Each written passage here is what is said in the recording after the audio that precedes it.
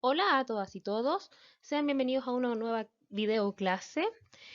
Hoy revisaremos lo que es pericardio. Los objetivos de la clase es explicar ubicación, histología y anatomía con orientación clínica y funcionalidad de pericardio, que es lo que revisaremos en el momento de, o sea, en esta video clase, y en la siguiente video clase revisaremos anatomía externa e interna del corazón, esqueleto cardíaco y sistema de conducción cardíaca. Primero que todo, vamos a hablar sobre la ubicación del corazón. El corazón se ubica entre los espacios costales entre la segunda y la quinta costilla. Está con un tercio del corazón desplazado a la derecha y los otros dos tercios hacia la izquierda. Ya tiene su base a una disposición posterior y hacia superior derecha, y el vértice va a estar con una disposición anterior y hacia la inferior izquierda. En la zona como del suelo del corazón va a estar alojado o va a estar soportado por el diafragma. Dentro de las caras del corazón tenemos una base, tenemos una cara pulmonar derecha, una cara pulmonar izquierda, tenemos tenemos una cara diafragmática, que es la que va a estar acostada sobre el corazón y va a terminar en un vértice también denominado ápice.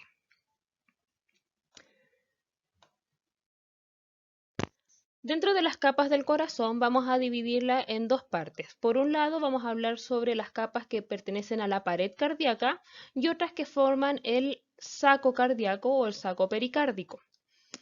Esta estructura o el saco pericárdico va a estar conformado por unas estructuras que se llaman, o por unas capas que se llaman el pericardio, donde vamos a tener una capa más externa, que es el pericardio fibroso, conformado por tejido fibroso denso, y vamos a tener una capa que está formada por el pericardio seroso.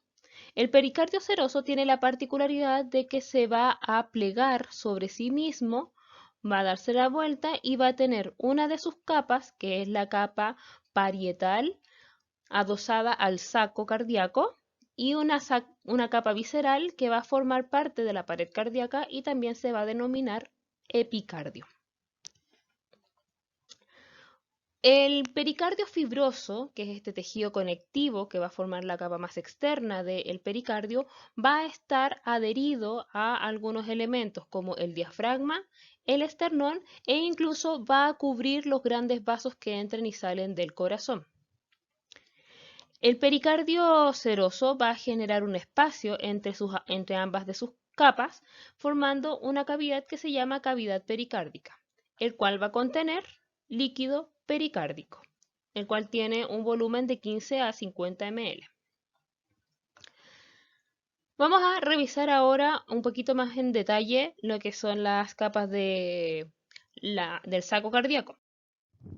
El pericardio fibroso es un tejido externo, como ya dijimos, corresponde a es un tejido que tiene forma de saco, va a tener fijaciones hacia el diafragma como ligamento frenopericárdico, que vemos en esta zona. Ya vamos a tener uno anterior y una porción posterior.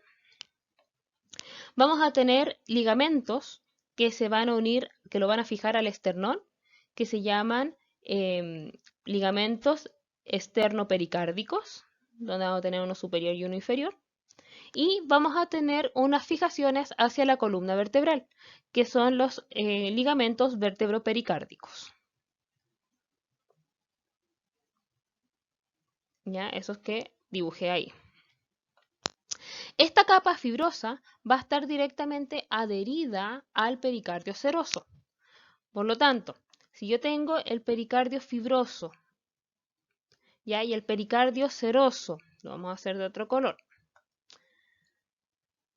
va a estar justamente adherido, y el pericardio seroso se va a plegar formando esta doble capa del pericardio seroso parietal y el pericardio seroso visceral. Si yo le hago un corte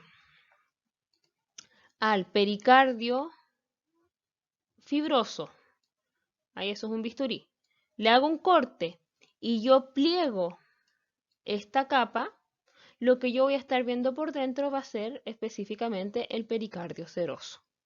Entonces, en la siguiente imagen de la diapositiva siguiente, aquí se le hizo un corte al pericardio y esta hoja se va a plegar. Entonces, el pericardio seroso, como dije, está conformado por dos capas, una visceral, también llamada epicardio, que es la que está unida estrechamente a la pared cardíaca, y una parietal, que es la que va a estar adosada a el pericardio fibroso. Entonces aquí está el corte que yo les mencioné.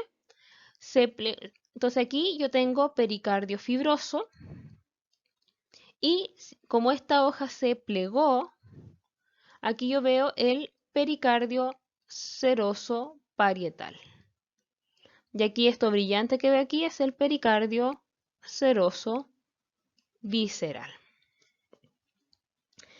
Ya, como les había mencionado, entre las dos láminas del pericardio seroso va a estar la cavidad pericárdica que va a contener el líquido pericárdico que va a tener entre 150 a 50 ml. Lo que va a hacer esto, que el corazón como está constantemente latiendo y generando movimiento, va a evitar de que las hojas se friccionen entre sí. Y eso, al disminuir la fricción, va a evitar que se calienten y se inflamen. Ahora, ¿cómo se ve en una muestra cadavérica, como la que vemos aquí? Agradecimientos a el laminario de la Pontificia Universidad Católica de Chile, quien, de donde se extrajo esta imagen. Vamos a identificar primero, aquí tenemos los ventrículos, ventrículo derecho y ventrículo izquierdo, separados por esa línea, ventrículo derecho y ventrículo izquierdo. Del ventrículo derecho va a estar saliendo este tronco, que es la arteria troncopulmonar, y va a estar saliendo del ventrículo izquierdo la arteria aorta. Este elemento que estamos viendo aquí corresponde a la orejuela del atrio derecho. Y aquí con el número 1 estamos viendo la vena cava superior y ahí estamos viendo las venas brachiocefálicas. Aquí se levantó el pericardio, en este caso se cortó el pericardio seroso, o sea, fibroso, se abrió y por lo tanto lo que estamos viendo con el número 8 corresponde al pericardio seroso parietal. Con el número 7, aquí estamos viendo el músculo diafragma y con el número 9, adosado al pericardio y al diafragma, encontramos el ligamento freno pericárdico.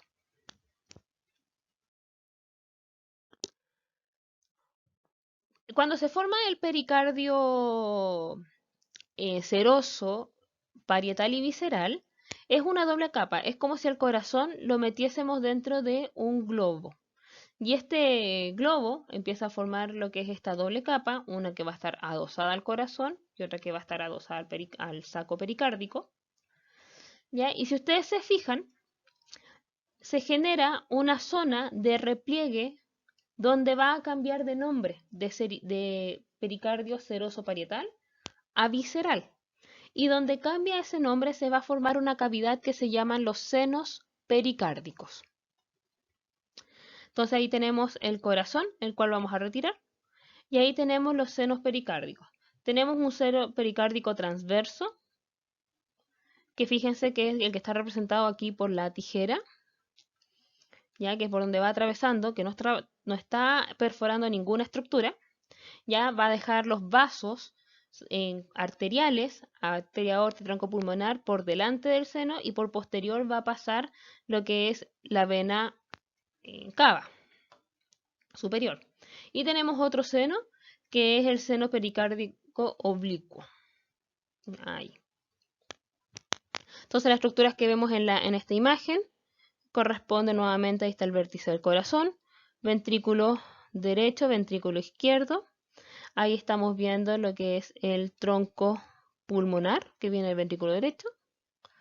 Ahí estamos viendo el arco de la aorta. Ahí vemos la orejuela derecha, vemos la orejuela izquierda y ahí estamos viendo la tijera que va atravesando o va representando el seno pericárdico transverso.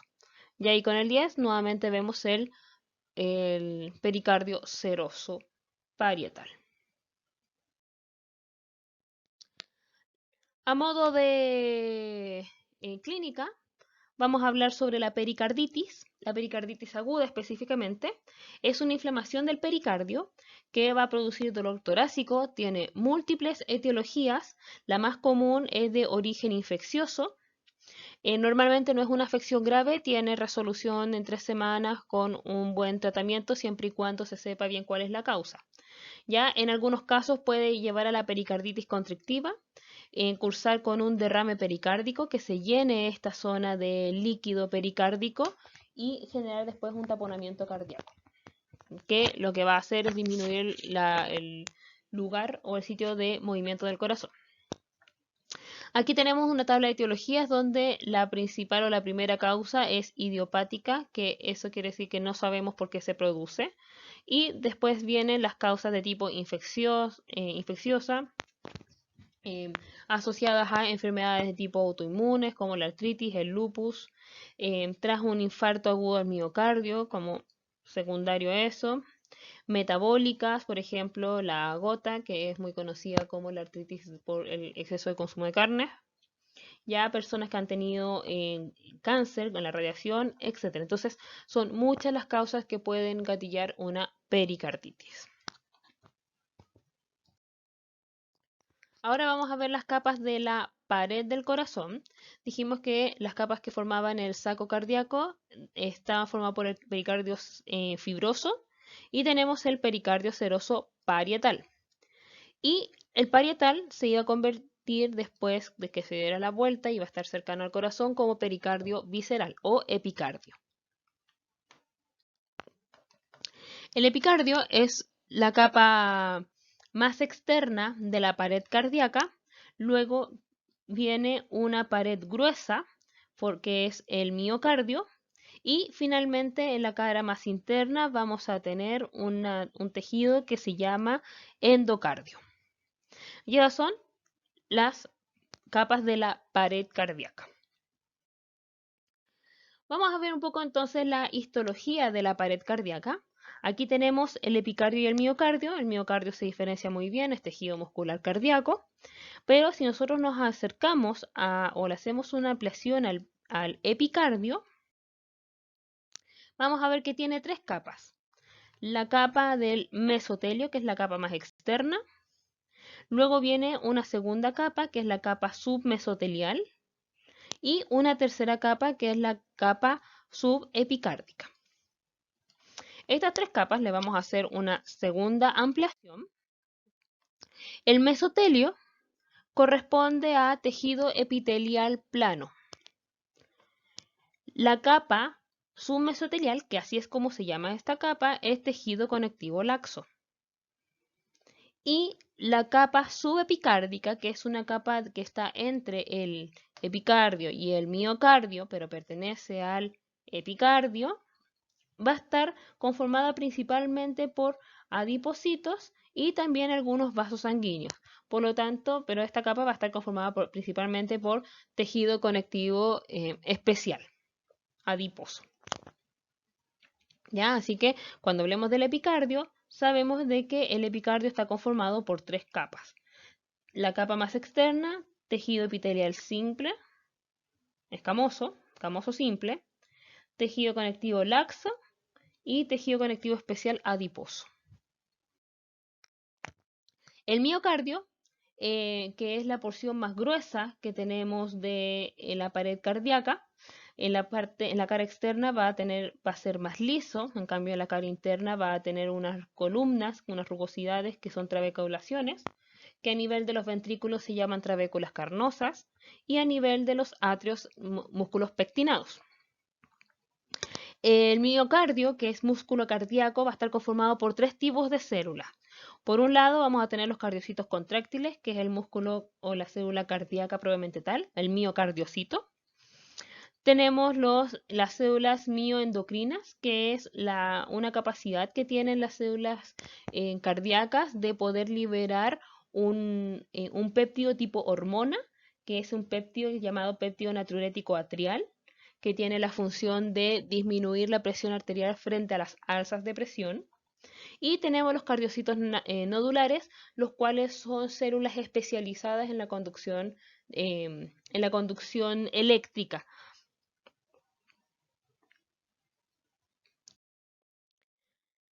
En cuanto al miocardio, ya hablando del músculo cardíaco probablemente tal, el diámetro de sus fibras cada vez excede los 15 micrómetros. Son núcleos que son grandes y ovales, por lo general vamos a encontrar uno o máximo dos núcleos por célula.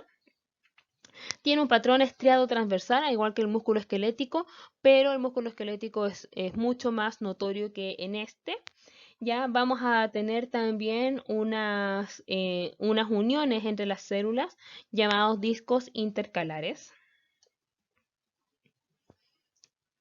Y los vamos a ver ahora con una ampliación de 60%. Aquí tenemos un corte longitudinal de las fibras y aquí tenemos un corte de tipo transversal de las fibras en la parte de abajo. Ya ahí se ven sus núcleos, ya que están bien delimitados. Entre las células se ven estas estructuras que son los discos intercalares.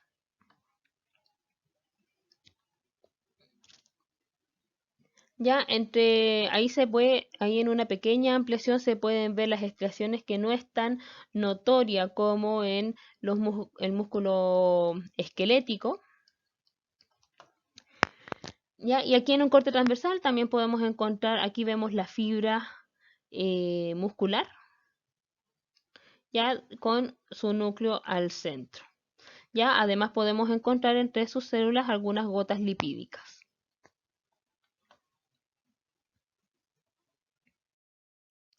El miocardio va a tener distinto grosor en base a la cavidad que estemos hablando. Aquí tenemos un corte transversal a nivel de los ventrículos. Entonces, fíjense el grosor que tiene la pared cardíaca del ventrículo izquierdo versus el derecho. Y la razón de esto es la siguiente, que el ventrículo derecho va a estar bombeando sangre hacia la circulación menor, que va a llegar solamente a los pulmones y se va a devolver. En cambio, el ventrículo izquierdo va a estar bombeando sangre para que se distribuya alrededor de todo el cuerpo a través de la arteria aorta. Los atrios, por su parte, tienen una pared que es delgada, compuesta por células de pequeño diámetro. La célula mioendocrina, aquí tenemos una microscopía electrónica con una gran ampliación de una célula cardíaca, en el cual se ven estas estructuras redondeadas, vamos a ver con rojito, ya que corresponden precisamente a los gránulos que van a estar secretando el péptido natriurético atrial, que era esta hormona, que es un péptido que actúa como hormona, que es secretada por el corazón frente a las alzas de presión, cuya función va a ser precisamente disminuir la presión arterial. Como anatomía clínica, vamos a hablar un poquito del infarto agudo al miocardio. Es un cuadro clínico acompañado de necrosis miocárdica de origen isquémico. ¿Qué es lo que ocurre? Nosotros en nuestro cuerpo tenemos la producción y también de nuestra genética y de nuestro estilo de vida, tenemos el colesterol, que tenemos el HDL, que es el High Density Lipid, que es el colesterol bueno. Este es el que es buena persona. Y tenemos el Low Density Lipid, que es el LDL, que es un colesterol que es mala persona. ¿Ya? Entonces, ¿qué es lo que pasa con el LDL? Cuando están en proporción el HDL y el LDL, nuestras arterias se mantienen sanas. Pero si tenemos un aumento del LDL, este no va a ir libre por el plasma, sino que va a ir con un transportador que es el VLDL. Este transportador, como lo va a estar transportando por los vasos sanguíneos, el LDL va a empezar a generar de que el endotelio se vuelva permeable precisamente a este lípido y va a empezar a alojarse entre la túnica interna y la túnica media. Disculpen. Como se va a empezar a acumular en esta zona, van a empezar a llegar macrófagos que van a empezar a meterse aquí, ¿ya? Y van a empezar a consumir este LDL y van a empezar a quedarse a secretar pus, acumulándose en esta zona y haciendo cada vez más grande, ocupando más espacio, porque como se vuelve permeable, esto va a hacer que se traiga más LDL. Entonces va a haber un momento en el que el endotelio, primero, va a estrechar y va a disminuir el flujo desde esta zona en adelante. ¿Qué es lo que va a ocurrir a continuación? Que el endotelio en algún momento se va a romper. Y cuando el endotelio se rompe, vienen las plaquetas y empiezan a generar un coágulo. Y ese coágulo va a obstruir la arteria desde este punto en adelante. Por lo tanto, no va a haber flujo sanguíneo y se va a generar una necrosis de tipo isquémica. ¿Qué quiere decir eso? Que es una necrosis por no irrigación. Entonces, en toda isquemia vamos a tener una zona que va a ser una zona más oscura, que es la de necrosis, y la zona gris, que es la zona que queda ahí más o menos, que podría volver a recuperarse. La zona con necrosis va a generar cicatriz. Ahora, entre más alto sea el daño, o sea, más alto sea la obstrucción, mayor es el daño. Ya teniendo, por ejemplo, aquí el punto de obstrucción en una zona distal, el punto de obstrucción en una zona media, y cuando el punto de obstrucción es al inicio o en la rama principal, en la arteria coronaria, que es la que después va a dar todas las ramas, es cuando se genera un infarto que es masivo, porque se muere de frentón la mitad del corazón queda en isquemia.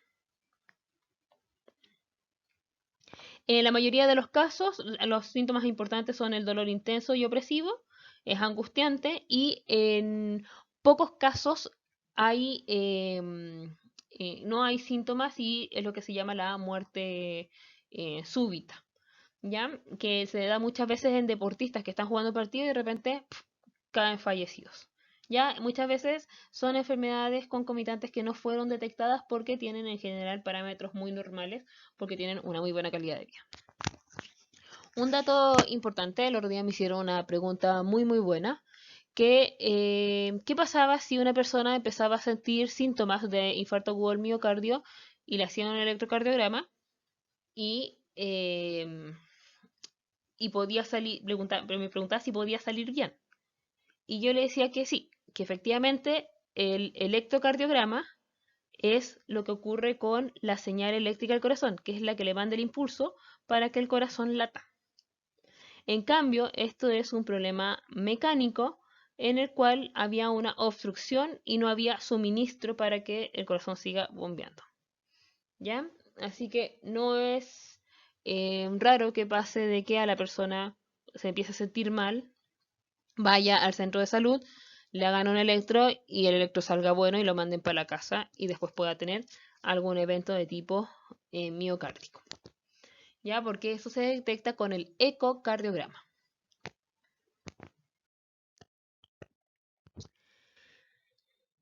La histología cardíaca del endocardio vamos a tener que es un epitelio simple plano, al igual que el endotelio. De hecho, el endotelio de los vasos sanguíneos es la continuación o es un continuo de esta capa de epitelio simple plano y que va a estar adosado también a un tejido conectivo laxo.